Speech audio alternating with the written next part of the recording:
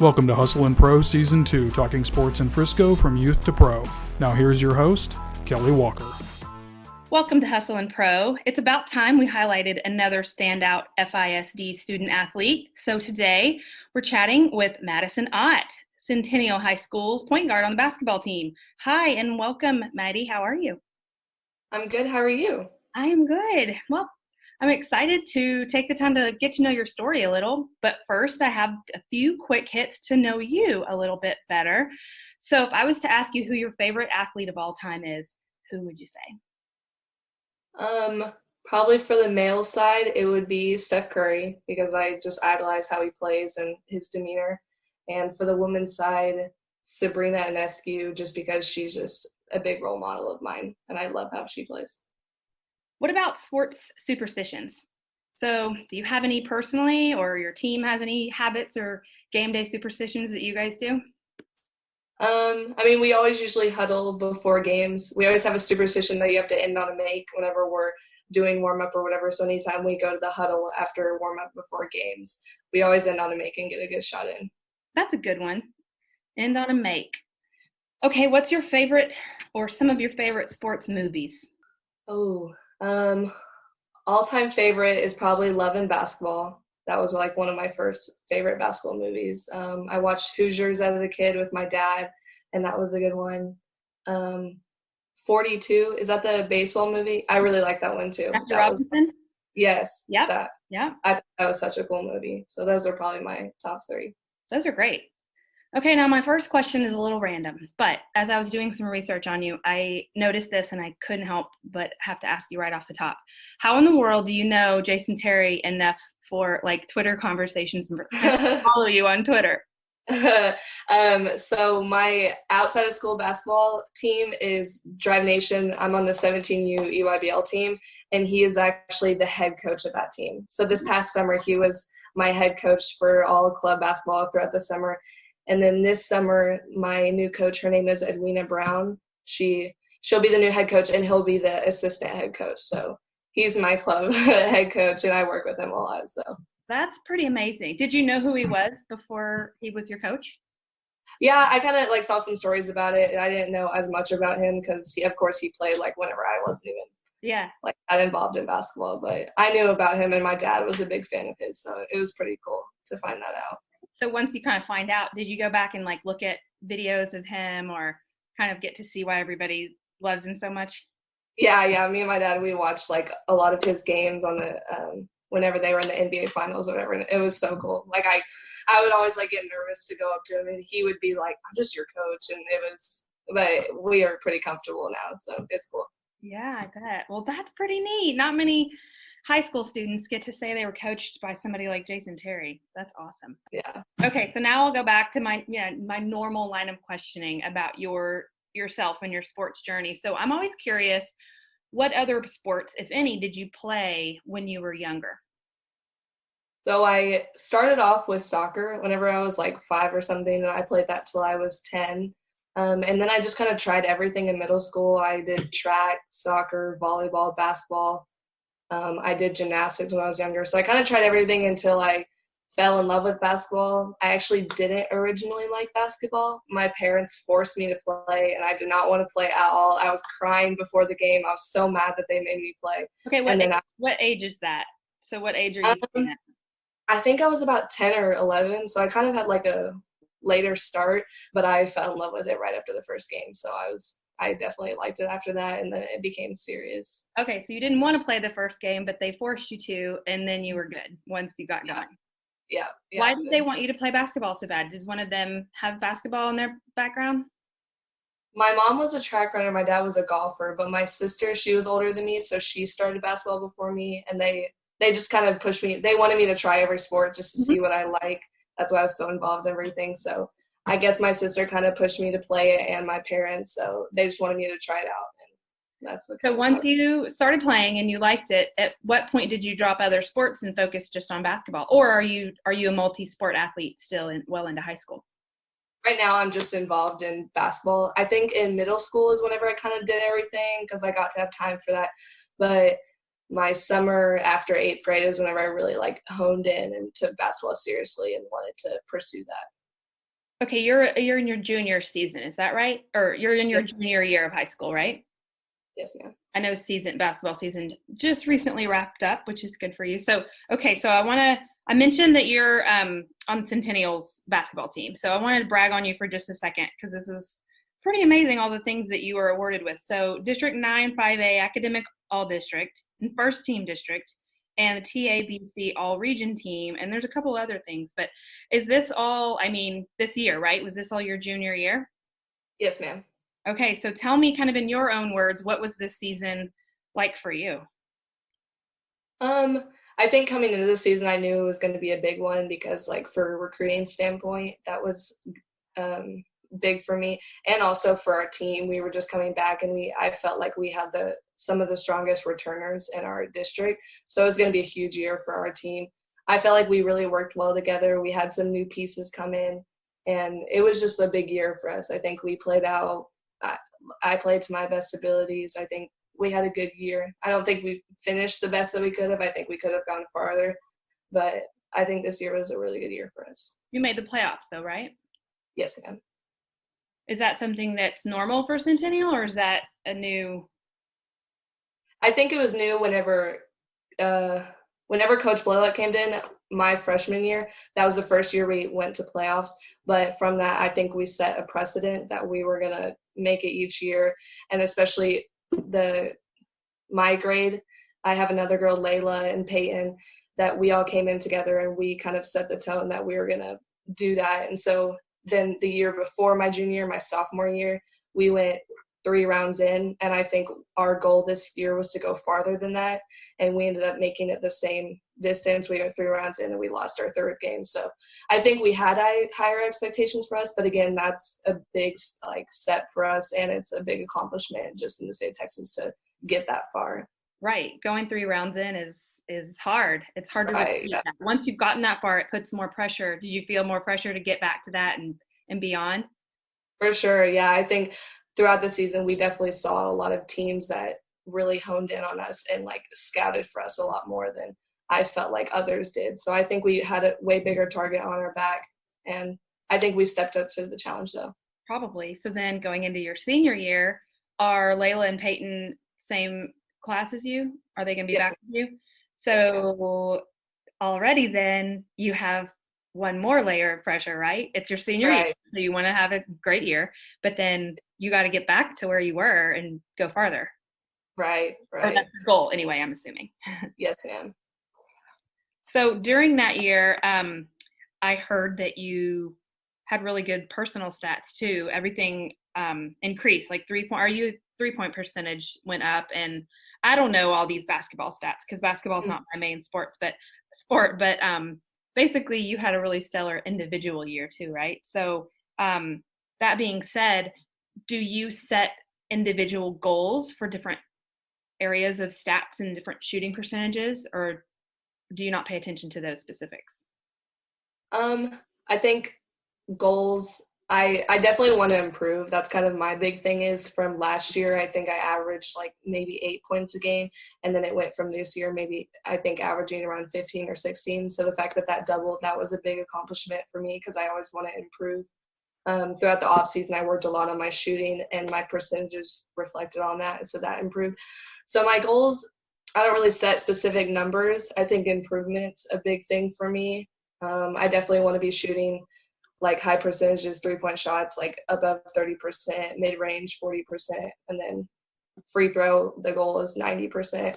And then points per game, I feel like that'll just come as I play. So it definitely wasn't a number, but it was improvement on that part. Yeah. So let's talk about some of that off season. So as we record this, we're in a weird off season, right? I mean, your regular school season wrapped up at the end of February, I think.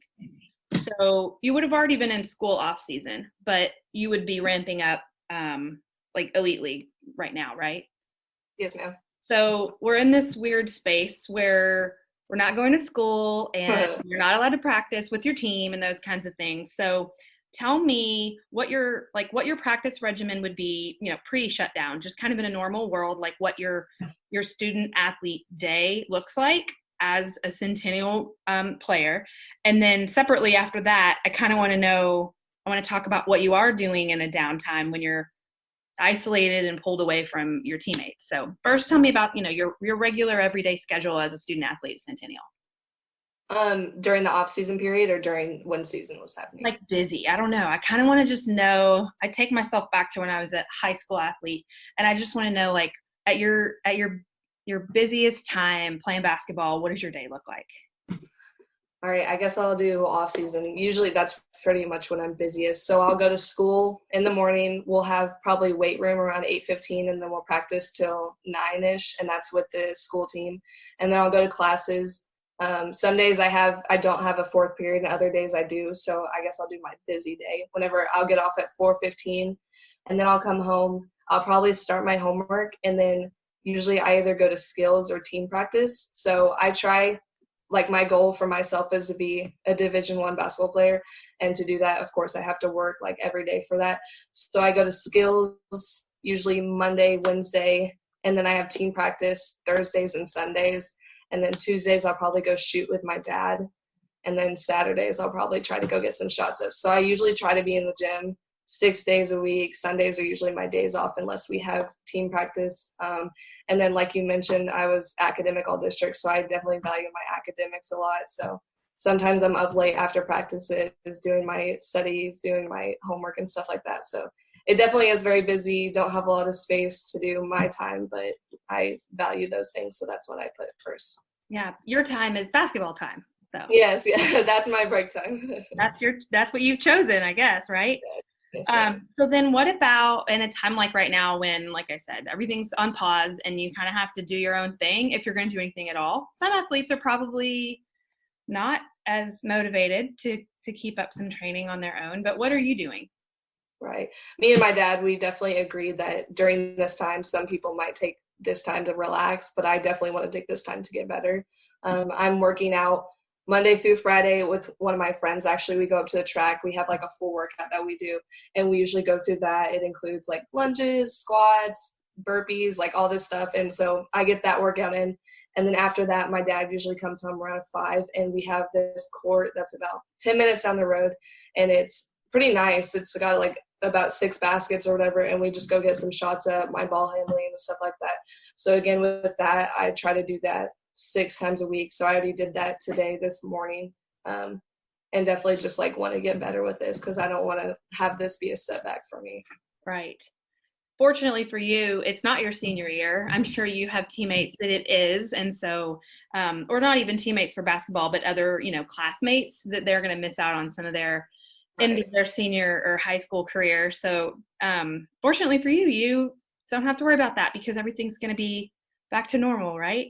By the time you get to enjoy your senior year. Okay, so let's talk about that support system. You've mentioned your dad a few times, so it sounds like you have some athletic family members. So what does that look like? Do you also have a sibling you mentioned that you can kind of have watched go through this before? My sister, so she's a big part in my career and my journey. She played basketball with me. So whenever I was a freshman, she was a senior, and we got to play together, and that was a lot of fun. She wasn't as serious as I was with basketball, but she honestly like encouraged me and pushed me to like be my best all the time. So she doesn't play basketball anymore, but she's like my number one fan, and I love her so much. And she always like talks to me about how proud of me she is, and it's good to have her around. For the rest of my family, I feel like really blessed because my family is very supportive. Like even my extended family, like I'll get to games early and I'll go put up some shots, and I look in the stands and I see I have 3 sets of grandparents, and they're all like sitting there, all wearing their Titan shirts, all like ready to cheer on, and it's so cute. My friends always talk about it. They're like, oh, there's Maddie's whole family. Like they always show up to all the games, and I'm just so lucky to have them. My parents are super supportive. Like they'll pay for all of my stuff. They'll take me to skills and stuff like that. So they're definitely big supporters of me. My dad, he's always there to rebound. He's always there to take me to skills. He's always there to look up new things. He doesn't know much about basketball, but he'll find it on YouTube or something like that. So I'm definitely very blessed to have a very supportive family. That's awesome. He doesn't know much about basketball. What's his sport? He's a golfer. So he actually played on the PGA Tour, and he was a professional golfer for like 20 years, and then when me and my sister came around, he decided he would stop that, and he started coaching golf. So now Oh, he wow. So that's why you get some regimented practice routines and right. repetition. He knows how that works, right? He definitely instills that in me. Yes, that hard work, that work ethic, for sure. That's pretty great. Okay, so the last thing I want to ask you about your plans and your goals. You've mentioned a few times, your junior year, you knew that recruiting was going to start ramping up, and you mentioned the D1 goal. So I guess just tell me about that, like going into your senior year. If you have a goal to play D1, do you have specific schools that you have your sights set on? Are you open to everything? Like, where do you sit with how your senior year is going to play out? Right. Right now I have about 10 to 20 like schools that are talking to me and like actively recruiting me, which is really awesome. And all of them right now are Division I. I don't really have like a main place that I want to go. I'm definitely open to everything. It'll honestly just be like the best fit for me is where I would like to go. This year was again a pivotal year, and then this summer will be like a pivotal summer for me. So how I play there will depend on where I go and who I'll get recruited by. And then my senior year, if I commit early, then it'll probably just be like a good senior year to like show off my platform and stuff like that. But if I commit later, then my senior year will probably also be pivotal in my recruiting process, and that will be like a good year for me to get myself out there even more. And maybe more stressful too, depending Right, on how you want to look at it. For sure. You mentioned, so I'm curious, is the EYBL that you talked about this summer, is that a really heavily recruited platform? I mean, way more than your high school season was? Yes, ma'am. So usually EYBL stands for Elite Youth Basketball League, and we're sponsored by Nike, and there's only, I think, 32 teams in the country that are selected for the EYBL platform. And you go to these tournaments and you see like 20 to 30 coaches just sitting at one court, like watching the game. And so it's definitely very intense, very, very much like business. Like everything there is business. You take care of business, and it's a lot, but it's very fun and it's good exposure, and yeah. Is it, I assume that's, like you said, the business side of it and probably how you're growing as a player on the court. And then your school team would probably be a little bit more of the fun side of it and how you bond with your teammates and off the court stuff since that's your school. Is that how you see it too? I think for me, definitely anytime I step on the basketball court, it's business. You never know who's watching or anything like that.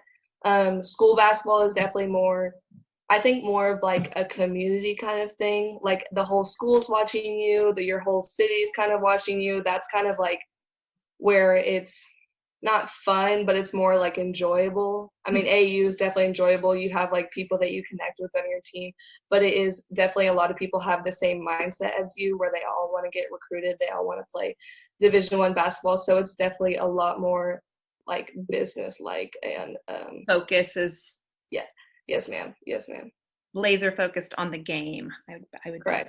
Yeah.